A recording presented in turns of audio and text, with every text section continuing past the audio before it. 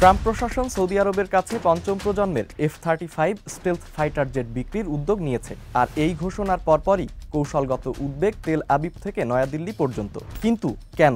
Saudi আরব সর্বাধুনিক যুদ্ধবিমান কিনলে তাতে ইসরায়েল বা ভারতের দুশ্চিন্তার কারণই বা কি? জানার চেষ্টা করব আজকের স্টার এক্সপ্লেন্সে।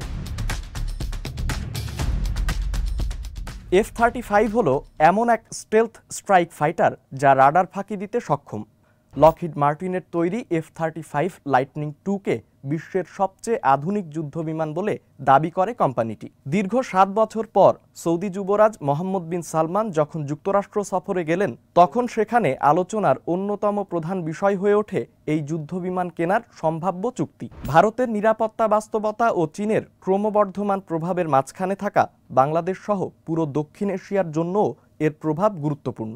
দেখতে সাধারণ একটি অস্ত্র বিক্রি চুক্তি মনে হলেও এটা বাস্তবে মধ্যপ্রাচ্য, দক্ষিণ এশিয়া সহ বৃহত্তর ভূরাজনৈতিক সমীকরণে বড় ধরনের পরিবর্তন আনতে পারে। দ্য ইন্ডিয়ান এক্সপ্রেস জানিয়েছে, সৌদি ক্রাউন প্রিন্সের সফরের ঠিক আগে ডোনাল্ড ট্রাম্প ইঙ্গিত দেন যে যুক্তরাষ্ট্র এই যুদ্ধবিমান বিক্রির অনুমোদন দেবে। পরে রয়টার্স নিশ্চিত করেছে, সৌদির অনুরোধে পেন্টাগন একটি গুরুত্বপূর্ণ ধাপ পেরিয়ে গেছে। এর মাধ্যমে F-35 পরিচালনাকারী দেশগুলোর তালিকায় যোগ দেওয়ার দৌড়ে আরও এক ধাপ এগিয়ে গেল সৌদি আরব। কিন্তু যুক্তরাষ্ট্রের মিত্র ইসরায়েল ও এতদিনের বন্ধু ভারতের কাছে এটি কোনোভাবেই সুখবর নয়।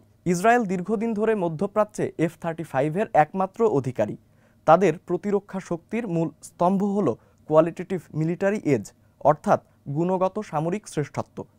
আকাশপথের সর্বশেষ ও সর্বোচ্চ প্রযুক্তির মালিক হওয়ার কারণে মধ্যপ্রাচ্য তারা রাখতে পেরেছে নিজেদের হাতের মুঠোর মধ্যে। এই শ্রেষ্ঠত্ব বহাল রাখতেই যুক্তরাষ্ট্র অতীতে F-35 বিক্রিতে কার্পণ্য করেছে। সেই একই কারণে এবার যখন F-35 বিক্রির আলাপ এসেছে, সেখানে আনুষ্ঠানিক বিরোধিতা করেছে ইসরায়েলি প্রতিরক্ষা বাহিনী। ইসরায়েলের শঙ্কা, সৌদির হাতে F-35 গেলে আকাশসীমায় তাদের প্রযুক্তিগত শ্রেষ্ঠত্ব কমে যেতে পারে। যদি স্টেলথ ফিচার বা সেন্সর ফিউশন প্রযুক্তির কিছু অংশ কমিয়েও দেওয়া হয়, তারপরও ঝুঁকি থেকেই যাবে।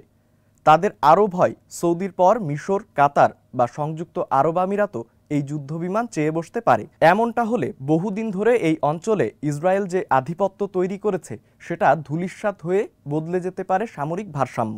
ভারতের উদ্বেগের জায়গা অবশ্য আলাদা। নয়াদিল্লির মূল দুশ্চিন্তা সৌদি আরব নয়, বরং চীন ও পাকিস্তান।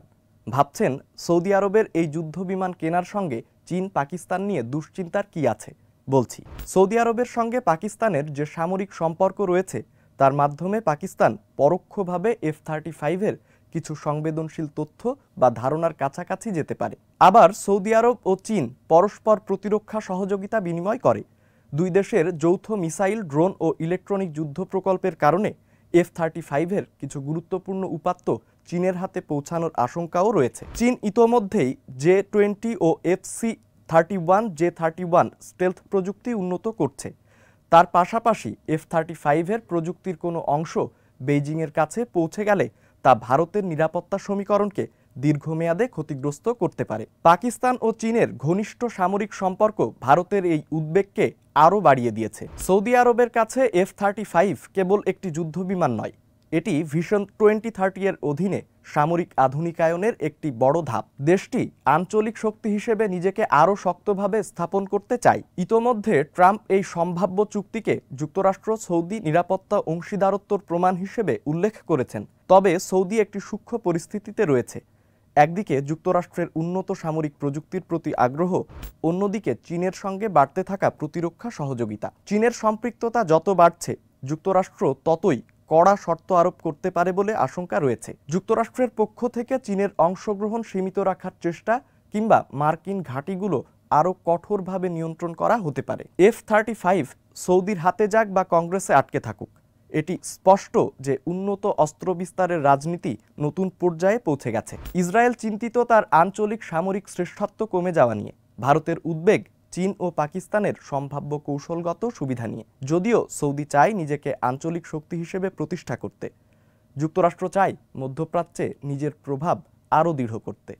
মাঝখানে চীন ঝোপ বুঝে কোপ মারতে প্রস্তুত। সব মিলিয়ে F-35 এখন Washington, Riyad, Tel Aviv, New Delhi ও বেইজিংকে কেন্দ্র করে এক ভূরাজনৈতিক প্রতিযোগিতার কেন্দ্রবিন্দুতে পরিণত হয়েছে।